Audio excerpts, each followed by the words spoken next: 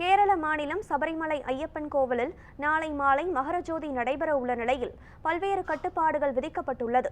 இது குறித்த கூடுதல் விவரங்களை செய்தியாளர் ரமேஷ்குமார் வழங்க கேட்கலாம். வணக்கம் ரமேஷ்குமார், சொல்லுங்கள், நாளை மகரஜோதியை ஒட்டி அங்கு செய்யப்பட்டிருக்கும் சிறப்பு ஏற்பாடுகள் என்னென்ன?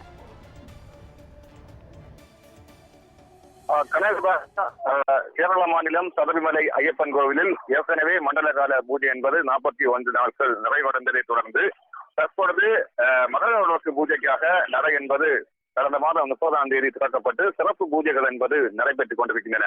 இந்த நிலையில் சிறப்பு வாய்ந்த மகர விளக்கு பூஜை என்பது நாளை மாலை நடைபெற இருக்கும் நிலையில் அங்கு பாதுகாப்பு ஏற்பாடுகளும் சரிதான், அதே போன்று கட்டுப்பாடுகளும் விதிக்கப்பட்டிருக்கின்றன. ஏற்கனவே பக்தர்களின் வருகை என்பது அதிகரித்ததை தொடர்ந்து தற்பொழுது கட்டுப்பாடுகள் என்பது விதிக்கப்பட்டிருக்கின்றன. அந்த வகையில் கூட்ட நெரிசலை தவிர்க்க இன்றைய தினம் ஆன்லைனில் முன்பதிவு செய்த 50,000 பக்தர்களுக்கு மட்டுமே அனுமதி என்பது வழங்கப்படுகிறது. அதே போன்று நாளைய தினம் 40,000 பக்தர்களாகவும், அதே போன்று நாளை மறுதினம் 60,000 பக்தர்களாகவும் அனுமதி என்பது வழங்கப்படுகின்றன.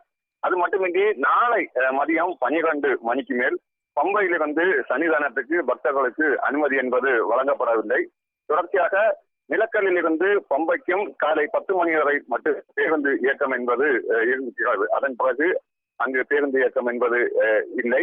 தொடர்ச்சியாக மகரஜோதி தரிசனம் என்பது செய்யும் பக்தர்கள், குறிப்பாக பெரிய பாதை வழியாக செல்லும் பக்தர்கள் புல்மேட்டிலிருந்தும் அதன் சரிதான் அதை சார்ந்த பகுதிகளிலிருந்து தரிசனத்தை பார்த்துவிட்டு அங்கிருந்து அவர்கள் உடனே புறப்பட்டு சன்னிதானத்துக்கு செல்ல, குறிப்பாக நாளை மாலை அந்த மகர ஜோதியை பார்த்துவிட்டு அவர்கள் உடனே சன்னிதானத்துக்கு செல்ல என்பது அங்கு அனுமதி என்பது மறுக்கப்படுகிறது. காரணம், அவர்கள் பெரிய பாதை வழியாக செல்லும் பொழுது வன விலங்குகளின் தொந்தரவு என்பது அதிகரித்திருப்பதால் அவர்கள் அந்த பெரிய பாதை வழியாக செல்லக்கூடாது.